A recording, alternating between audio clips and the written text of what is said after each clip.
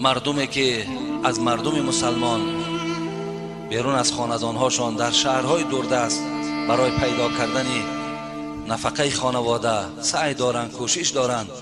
خدایا رزقهاشان فراخ و با صحت و سلامت به خاندانشان برسانی. آمین یا رب العالمین.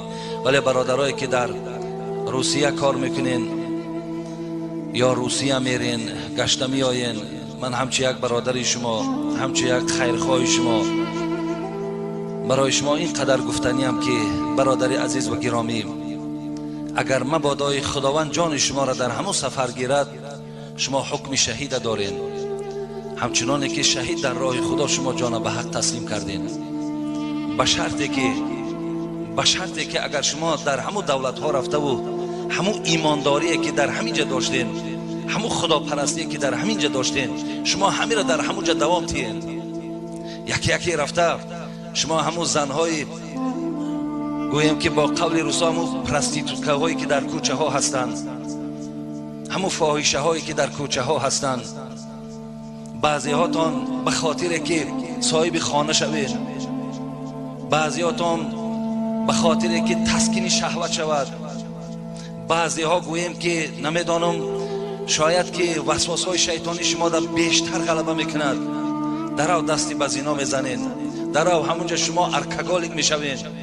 بسیاری از جوانای تاجیک میگن، بسیاری تاجیکا را میدانیم که در قطار همون روزهایی که در کوچه ها خواب میکنن، در کوچه ها می نشینن، فرزندای تاجیک هم برابر اونا هستند. برادرای عزیز و گرامی، کوشش کنید که شما برای نفقه می روید، خداوند برای شما رزق ان شاء الله می رساند اگر شما تازه باشین. حتی ببینید همون مردم روس خودش از همین شراب نوش ها بیزار شدگیان، برای اونا این خیل کارگر شراب نوش هم در کار نیست.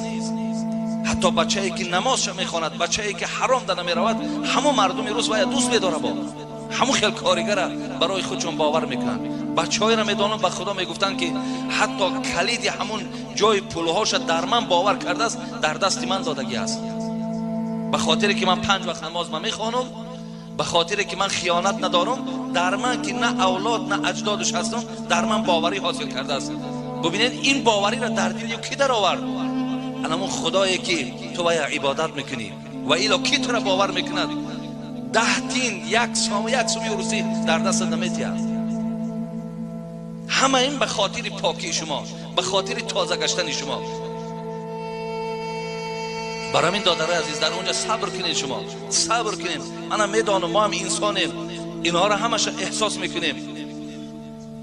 با چشم رسیدن اون زنهای عریانی که در اون دولت ها هستند، اون دیسک کلوب هایی که زنها مثال عریان در اونجا گویم که رقص و بازی میکنن، در کوچه ها با مبلغ های معینی که نرخ نامی کردگیان، ولی شما که اونجا قطعی گذر کردین، چشم شما که رسید، وسواس شیطان شما را بیشتر به سوی خودش جلب میکند. ولی کوشش کنید این سخنها را در گوشتان گیرین و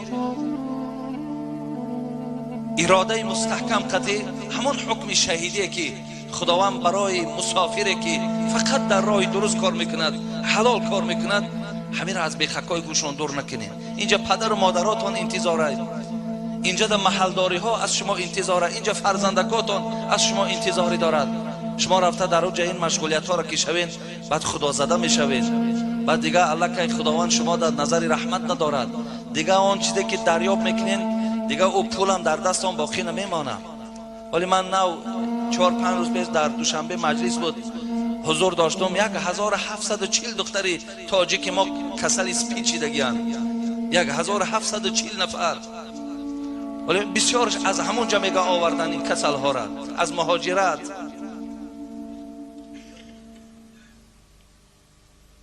برای من دادرای عزیز، هر کدامت که رفتین راهتون سفید، خداوند شما را نگه دارد و کوشش کنین که به حرام ها نروین.